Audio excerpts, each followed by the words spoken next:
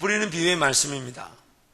저에게 이 말씀은 묵상할 때마다 전혀 뜻밖의 새로운, 그래서 그 말씀 묵상하는 즐거움을 늘 느끼게 하는 기쁨의 이 말씀입니다. 모든 말씀이 다 그렇겠지만 특별히 이 씨 뿌리는 비유는 제가 찾아보니까 15번 정도 이 묵상 노트에 기록되어 있을 만큼, 그러나 매번 그 묵상이 달랐고 새로운 것이 저를 도전했고 새롭게 했고 또 은혜를 구하게 했던 말씀입니다. 고린도전서 3장 9절 말씀을 보면 우리 3장 9절 말씀 함께 가볼까요? 시작. 우리는 하나님의 동역자들이요 너희는 하나님의 밭이요 하나님의 집이니라. 우리는 하나님의 밭인데, 내가 만약에 하나님의 밭, 하나님의 땅이라면 땅인 내가, 밭인 내가 스스로 옥토가 될 수 있을까? 스스로 옥토가 될 수 있을까? 그날 아침 그 말씀이 저에게 그렇게 찔림으로 다가왔습니다. 좋은 땅이 분명히 돼야 되는데, 좋은 땅이 되긴 돼야 되는데, 그래야 30배, 60배, 100배 열매를 맺는데, 좋은 땅이 되고자 하는 마음이 있다지라도 내가 밭이라면, 내가 땅이라면 나 스스로 길가인 줄 알아 길을 걷어내고, 돌밭인 줄 알고 돌을 걷어내고, 가시떨기가 있다고 해서 가시떨기를 치울 수 있을까? 여러분 어떻습니까? 우리가 밭이라면 우리 스스로 길가와 돌을 또 가시떨기를 이렇게 제거하고 치울 수 있나요? 저에게는 그것이 큰 질문이었습니다. 그래서 그것이 계기가 되어서 이 씨 뿌리는 비유의 말씀은 늘 저에게 좋은 묵상의 소재가 되어주고 또 묵상의 기회를, 또 묵상의 즐거움을 누리게 해줍니다. 도대체 우리 주님은 이 비유를 어떤 목적을 가지고 우리에게 주셨을까? 우리가 될 수 없는 일인데 왜 이 비유로 말씀하셨을까? 오늘 말씀을 통해서 분명한 말씀의 의미를 가지고 기어이 30배, 60배, 100배 열매가 우리라는 땅 위에서, 우리라는 삶 위에서 맺어지길 바랍니다. 맺어지길 바랍니다. 첫 번째는 하나님의 말씀은 들릴 수 있습니다. 그러나 들리는 것보다 더 중요한 것은 깨닫는 것입니다. 오늘 19절 말씀 보십시오. 14절 말씀 우리 다시 한번 가겠습니다. 14절 시작. 이사야 예언이 그들에게 이루어졌으니 일렀으되 너희가 듣기는 들어도 깨닫지 못할 것이요 보기는 보아도 알지 못하리라. 길가라고 해도 돌밭이라고 해도 가시떨기라 해도 하나님의 말씀 그 씨앗이 안 뿌려지는 게 아닙니다. 뿌려집니다. 길가라고 해서 그가 길가기 때문에, 마귀가 채가기 때문에 말씀이 안 뿌려지는 게 아닙니다. 돌밭이라고 돌이 가득 땅을 차지하고 있으니 뿌리가 내리지 못하는 상황이랄지라도 뿌려집니다. 가시떨기의 재리의 유혹에 갇혀서 자라지 못할 상황이지만 씨는 뿌려집니다. 근데 그런 밭들을 주님 뭐라고 평가하시냐면 19절 보십시오. 19절 보시면 듣고 깨닫지 못할 때에, 20절 보십시오. 듣고 심지어 기쁨으로 받았다. 듣고 그 자리에서 듣는 순간 기쁨이 일어나서 기쁨으로 그 말씀을 받았다. 영어로 보니까 또 들었다고 얘기합니다. 22절 말씀 보니까 말씀은 들으나, 한글로는 조금 다르게 표현되어 있지만 영어로 보면 who hears the word, 말씀을 듣는 자는, 그러나 말씀을 들었으나, 그러나 길가든 돌밭이든 가시떨기든 말씀을 들었으나 그러나 주님 말씀하십니다. 듣는 것이 전부가 아닙니다. 물론 이 강단에서 그 하나님 말씀이 진실되게 정확하게 분명하게 선포되어야 합니다. 분명히 교회가 나아갈 그 하나님의 은혜의 말씀을 우리가 붙잡아야 될 말씀으로 선포되어져야 하고, 모든 성도가 아멘 할렐루야 할 수 있는 은혜의 말씀이 선포되어져야 합니다. 그에 못지않게 더 중요한 것은 깨달음입니다. 깨달음입니다. 오늘 그 말씀이 나에게 귀에 들려진 것으로 만족할 수 없습니다. 그 말씀이 나에게 귀에 들려진 것으로 전부가 아닙니다. 이 듣는 것과 깨달음이 나뉘어져 있는데, 요한계시록 10장에 가보면 작은 두루마리를 천사가 요한에게 갖다 먹어버리라 라고 말합니다. 요한계시록 10장에 보면 천사가 작은 두루마리를 펴서 읽어주다가 요한에게 갖다 먹어버리라. 그래서 요한이 그 작은 두루마리를 갖다 먹었더니 입에서는 너무 단 거예요. 입에서 너무 달아요. 근데 입에서 달아서 너무 좋았는데 이 입에서 그 두루마리가 넘어와서 속으로 들어가니까 너무 씁니다. 우리 하나님 말씀을 듣고 들을 때는 그 진리의 말씀, 즉 마치 풀지 못한 그 문제에 공식을 알아서 공식을 탁 대입하니까 문제가 풀어지는 그 기쁨을 누리듯 오늘 그 말씀을 들을 때에 그 말씀이 달게 느껴지고 기쁨으로 받아들여질 수 있습니다. 그러나 실질적으로 그 말씀이 우리 가운데 역사하기 위해서 우리 삶 가운데 적용되고 마치 이 배 안에서 소화되기 위해서는 삶에 적용되고 그것이 심겨지고 열매가 맺기 위해서는 만만치가 않습니다. 쓰게 되더라. 쓰게 되더라. 말씀 듣는 건 굉장히 중요합니다. 왜냐하면 듣지 않으면 깨달을 수도 없고 말씀이 적용될 수도 없고 말씀 열매를 볼 수도 없지만 그러나 듣는 것이 전부가 아닙니다. 여러분, 이 듣는 것 굉장히 중요합니다. 그러나 그 말씀이 실제적인 성도들의 삶에 그리고 우리 교회의 말씀으로 적용되고 뿌리 내리고 열매를 거두지 않으면 아무런 소용이 없습니다. 말씀을 잘 듣지도 않는다면 문제겠지만 말씀을 잘 듣지도 않으니 적용하고 깨달을 열매를 볼 만한 일도 없겠죠.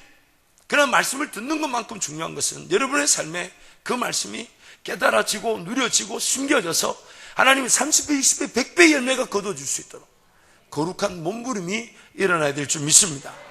두 번째는 그렇다면 도대체 땅이 좋은 땅에만 30배, 60배, 100배가 열린다는데 또 나도 땅이라는데 주님이 이 말씀을 통해 우리에게 무엇을 요구하고 계실까?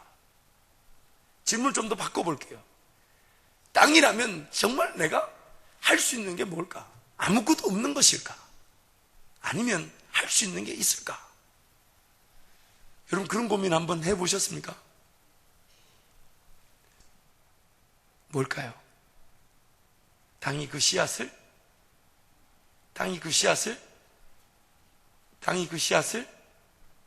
품는 겁니다. 떨어진 씨앗을 땅이 그저 품고 있는 겁니다. 할 수 있는 건 그거밖에 없습니다. 여러분 시편 1편 2절 말씀을 같이 갈까요? 시작.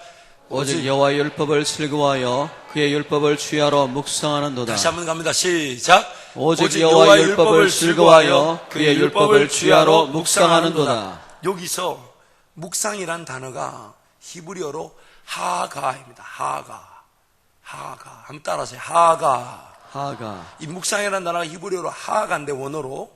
그런데 우리 유진 피터슨 목사님이 쓰신 이 책을 먹으라 그 페이지 그 내용에 보면 이 묵상이라는 단어 하가가 어디에 쓰였는지를 소개하는데 이 히브리어로 하가란 뜻은 젊은 사자가 먹이를 먹이를 자기가 포획해서 잡아가지고 그 먹이를 움켜쥐고 누군가 자기 먹이를 노릴까봐 으르릉거리는 그 고양이가의 소리.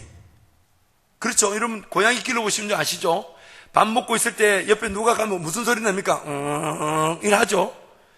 그 소리, 으르릉. 사자가 자기 먹이를 딱 움켜쥐고 그 먹이를 누군가에게 빼앗길까봐 그 소리, 으르릉, 그 소리를 히브리어로 하가라 그럽니다. 그래서 제가 그 책의 내용을 보고 히브리어를 다 찾아봤습니다. 근데 성경에 그 얘기가 나와요. 이사야 41장 말씀 31장 4절 갑니다. 시작. 여호와께서 이같이 내게 이르시되 큰 사자나 젊은 사자가 자기의 먹이를 움키고 으르릉거릴 때, 여기서 으르릉거리는 게 growls, 영어로 growls인데 히브리어로 아까 우리가 읽었던 묵상이라는 단어와 똑같은 단어입니다. 하가입니다. 하가. 하나님의 말씀을 대하는 성도들의 그 모습에 대해서 얘기합니다. 여호와의 율법을 주야로 묵상하는 자들이 즐기는 기쁨이 뭐냐면, 그 말씀을 품는 자들이 그 진정한 기쁨이 뭐냐면, 뭔가 내가 내 먹이를 사로잡아서 이 먹이를 누군가 가로채갈까봐, 이 먹이가 어딘가에 빼앗길까봐 그 먹이를 움켜쥐고, 그 먹이를 내가 움켜쥐고 사로잡은 그 기쁨, 으르릉거리는 그 기쁨, 이것이 바로 묵상입니다. 하나님의 말씀을 품고 살아가는 성도들이 하나님 앞에서 즐기는 기쁨이죠. 하나님 말씀이 주야로 기쁜 이유가 뭐냐면 그 말씀이 나를 살리고 양식이 되고 무기가 되기 때문이죠. 그래서 묵상을 하는 그 묵상이라는 단어가 젊은 사자가 먹이를 움켜쥐고 그 먹이를 빼앗길까봐 으르렁거리는 그 소리, 마치 우리가 그 말씀을 움켜쥐고 그 말씀에 따라서 흥분하며 기뻐하며, 그래서 하나님 다른 것 다 없어도 좋습니다, 이 말씀만은 묵상하며 이 말씀만은 놓치지 않고 제 삶을 걸어가게 도와주옵소서. 그런 기쁨, 땅으로서 우리가 할 수 있는 유일한 한 가지는 그 씨를 품는 것입니다. 그 씨를 품고 그 씨를 품고 그 씨만을 품고, 마치 사자가 먹이를 품고 으르렁거리듯 그 하나님 앞에서 말씀을 품고 살아가는 삶, 그것이 바로 우리 주님이 우리에게 진정으로 원하시는 것입니다. 그러다 보면 정말 재밌는 일이 일어납니다. 할 수 있는 일은 하나밖에 없어요. 말씀을 품는 것밖에 없는데 그 말씀을 품고 살아가던 재밌는 일이 일어납니다. 그 재밌는 일을 제가 간단한 이 모형으로 좀 보여드리도록 하겠습니다. 자, 이게 이제 옥토죠, 옥토. 그렇죠? 보이시죠? 카메라를 한번 줌인 한번 해주시겠어요? 네, 카메라 쭉 줌인 한번 가깝게. 네, 옥토입니다. 여기 저기 있죠. 나는 옥토 이렇게 적어놔. 근데 이 옥토에 하나님이 씨가 뿌려지죠, 그렇죠? 그래서 씨가 이렇게 딱 뿌려집니다. 나는 씨 이렇게 씨가 딱 뿌려집니다. 자세히 보세요. 그래서 이 땅은 이 씨만 품고 있을 거 아닙니까? 그런데 자세히 보세요. 지금 이 옥토를 설명하고 싶어 주님이 비유하신 그림이 이 그림입니다. 지금 옥토의 기준이 뭐냐면 하나님의 말씀 말고는 아무것도 남아있지 않습니다. 그의 삶에 하나님의 말씀 말고는 아무것도 남아있지 않습니다. 우리가 어떻게 해서 옥토가 되는지는 사실 잘 모를 수 있어요. 내가 이렇게 하는 게 옥토가 되는 건지, 이렇게 종교생활하고 신앙생활하고 뭘 드리고 내어드리고 헌신한 그 옥토가 되는지 잘 모를 수 있지만, 성경이 말하는 그 옥토의 기준은 뭐냐면 지금 이 땅에 가시떨기가 없고 돌이 없고 그런 길가 같은 딱딱한 것이 없는 뭐만 남아있는 땅, 하나님의 말씀, 그 씨만 남아있는 땅이 옥토라고 지금 말씀하십니다. 그래서 여러분, 이게 우리가 할 수 있는 게 뭐라고 그랬어요? 씨가 딱 뿌려주면 할 수 있는 게 뭐라고요? 땅으로 할 수 있는 거는 품는 것밖에 없어요. 이걸 품고 살아가다 보면 우리란 삶이 참 재미가 있어요. 분명히 내 주머니에 하나님께 드리지 않았다면 그 10,000원은 분명히 딴 데 쓰이고 말았을 텐데, 내가 하나님께 먼저 드리고 나니까 그 10,000원이 딴 데 쓰이지 않죠. 시간도 마찬가지죠. 내가 하나님의 말씀만을 품고 있다 보니까 자연스럽게 재리, 유혹 같은 그 가시떨기 같은 것들이 어느 순간 사라지고 없습니다. 왜요?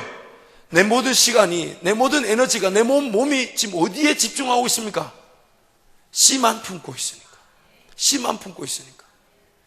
내가 씨에 집중하고 씨만 품고 있다 보니까 자연스럽게 가시떨기, 세상의 재리와 유혹과 욕심들, 그런 것들이 사라지더라고요. 말씀의 앞에 자리에 가 있고 말씀의 자리에 순종하고 있고 말씀만 품고 있다 보니, 말씀만 남아있다 보니까 나머지 것들은 다 사라지고, 말씀만 품고 있다 보니까 마치 그 돌과 같이 수많은 욕심들, 세상의 가치관, 오락, 그런 즐거움, 그런 잘못된 습관들, 그런 것들이 깊이 내재되어 있었는데, 그래서 뿌리가 들어갈 수 없었는데, 말씀에 집중하다 보니까 그 오락을 즐기던 내가 말씀의 자리에 와 있고, 내가 즐기던 그 세상의 모든 유행이 내 그 유행의 자리에 서 있어야 될 내가 말씀의 자리에 와 있습니다. 돌밭이 뒤집어 엎어지는 겁니다.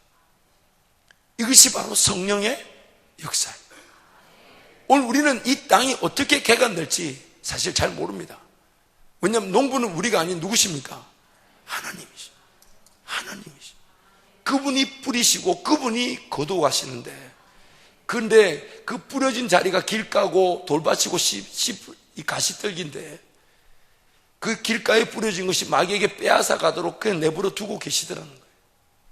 돌밭에서 뿌리가 내리다가 자라다가 더 이상 자라지 못하는 상황을 그냥 보고 계신다는 거예요. 가시떨기처럼 세상의 재리와 유혹에 갇힌 그 상황을 알고 계시지만 직접적으로 개입하지 않으십니다.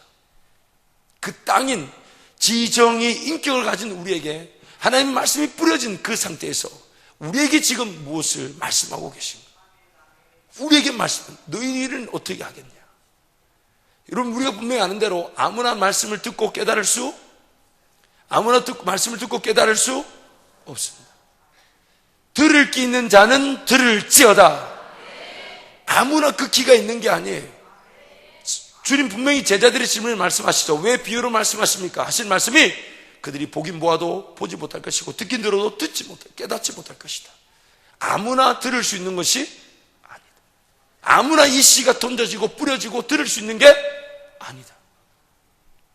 오늘 우리에게 주님 말씀하시는, 오늘 이런 씨앗이 우리에게 뿌려졌다면 오늘 우리가 할 수 있는 것은 이 말씀을 주야로 묵상하는 거예요. 이 말씀을 품고 이 말씀의 원리에서 이 말씀 중심으로 살아가다 보면 결국 내 삶에 이 말씀만 남아있다면 반드시 우리는 그 열매를 볼 수밖에 없습니다. 그 하나님의 진정한 뜻이죠. 여러분, 너무너무 재밌는 말씀은 오늘 씨 뿌리는 비유에서 주님이 진정으로 원하시는 게 뭐냐면 씨를 뿌리는 그 농부가 의도적으로 길가인 줄 알면서도 뿌리셨다는 거예요. 돌밭인 줄 알면서도 뿌리셨대요. 분명히 오늘 성경에 우리 읽은 말씀에 나옵니다. 뿌릴새, 능동형입니다. 잘못 뿌린 게 아니에요. 가시떨기인 줄도 알고도 뿌리셨다. 오늘 우리의 영적 상태가 옥토와 같지 않아도 농부 되신 하나님이 우리의 그 상태를 아시면서도 뿌리신 것은 우리를 기어이 좋은 땅으로 갈아엎어 바꾸시겠다는 분명한 의도를 가지신 것입니다. 감히 우리 누가 나는 좋은 땅이라고 말하고 자신 있게 말할 사람 누가 있겠습니까? 감히 누가 나는 30배, 60배, 100배 열매를 맺을 준비가 되어 있다고 자랑할 사람 누가 있겠습니까? 우리는 하나님 앞에 다 길가와 같고 돌밭과 같고 가시떨기 위와 같습니다. 그러나 하나님은 우리를 포기치 않으시고 씨를 뿌리신다. 우리를 포기치 않고 씨를 뿌리셔서 기어이 우리로 하여금 좋은 땅으로 뒤집어 엎으시겠다는 거예요. 그래서 씨 뿌린 땅에게 우리 땅이 유일하게 할 수 있는 것, 사실 큰 것도 아니에요. 뭘 걸음을 줘야 되고 뭐 물을 뿌려야 되고 이런 전혀 땅이 할 수 없는 일을 요구하신 게 아니라 땅이 할 수 있는 딱 한 가지, 뿌려진 그 말씀을 주야로 묵상하듯 품는 것입니다. 그리고 이 말씀의 그 즐거움이 마치 젊은 사자가 자기 먹이를 움켜쥐고 빼앗길까 봐 그 어떤 것과도 타협할 수 없는 것으로, 그 어떤 것에도 침해받을 수 없는 것으로, 그 어떤 오락이나 즐거움에도 넘어가지 않을 하나님과의 관계로 시키듯 그렇게 말씀을 품고 주님 앞에 서 있다면 반드시 그 말씀은 자라서 30배, 60배, 100배 열매를 거둘 수밖에 없습니다. 그러나 여러분, 이 토양가리가 어느 정도 되고 이제 그 씨앗만이 남는다면 반드시 열매를 맺을 수밖에 없습니다. 오늘 우리에게 중요한 것은 이 말씀의 그 기쁨과 즐거움, 내가 주야로 말씀을 묵상하는 그 말씀만을 품고 있는가? 말씀만을 품고 있다 보니까 당연히 모든 습관들과 오락들이 정리되고 그 돌과 같은 것들이 제거되고 사라지고, 가시떨기 같은 말씀만 품고 있다 보니 두렵고 떨리지만 주님 나와 함께 하신다니 용기를 얻고 힘을 얻고, 그래서 그 재리와 유혹들이 사라져가는 그런 기쁨, 강팍했던 내 심령이 주님 말씀으로 녹아내려져서 무엇이든 말씀하시면 순종했다고 바뀌는 그런 길가와 같은 땅이 좋은 땅이 되는 건 역사들, 말씀을 품는 자들에게 주신 은혜인 것입니다. 그래서 여러분, 복 있는 사람은 오직 여호와의 말씀을 즐거워하여 그 말씀을 주야로 묵상하는 자로다. 그래서 여러분, 이 말씀이 오늘 우리 가운데 끊임없이 묵상돼요. 끊임없이 묵상돼요. 지금 우리 교회가 전도를 계획하고 복음을 전하자, 정말 멈출 수 없는 사명이고 쉴 수 없는 우리가 걸어가야 할 분명한 본분일 것입니다. 근데 그것이 왜 잘 안 될까요? 그것이 왜 잘 안 될까요? 할 수만 있다면 외치고 전하고 자랑할 수 있는 것인데 왜 안 될까요? 하나님의 말씀만이 남아있지 않는 다른 것들이 덮여져 있어서 그렇습니다. 하나님의 말씀만을 품고 있다면 다른 게 시선이 들어오지 않습니다. 다른 게 들어오지가 않아요. 다른 게 제 삶에, 우리의 삶에 더 위에 남아있을 게 없습니다. 하나님의 말씀만이 남아있다 보니까 그 말씀을 품고 살아가는 자들은 그 열매를 볼 수밖에 없는 것입니다. 하루에 3장 읽으면 1년에 1도 간다고 합니다. 사실 그것도 모자라죠. 주님 다시 만날 때에 주님 우리에게 주신 이 사랑의 편지를 그래도 다 외우지는 못해도 소화는 하고 가야 안 되겠습니까? 여러분 연애를 한다고 생각해 보십시오. 편지라는 게 참 묘미가 있잖아요. 요즘 이메일 이런 게 있는데 이 편지를 옛날에 써서 우체통에 넣으면 그게 제대로 갔을까? 우체부가 제대로 전달했을까? 그런 것도 궁금하고 또 그 상대방이 이거 받았을 때 두근거리잖아요. 내 그 못난 글씨를 제대로 잘 읽었을까? 또 내용을 잘 숙지했을까? 근데 정작 그 사람 본인 상대방 만났는데 편지 얘기를 하지 않아요, 전혀. 그럼 보낸 사람 입장에 마음이 어떨 것 같아요? 어떨 것 같습니까? 살려두겠습니까? 그렇지 않을까요? 주님 우리에게 주님과의 관계, 그 영원한 사귐, 그 은혜의 교제를 위해 그 말씀이라는 그 분명한 주님의 마음, 주님 우리와 함께 걸어가신 삶의 원리들, 또 우리를 통해 영광 받고 싶고 또 우리를 통해 나타내실 은혜들, 그런 걸 기록해 두었는데 이거 뭐 자동차 사용 설명서보다도 더 안 읽혀지는 책으로 던져져 있다면 열매를 볼 수가 없습니다.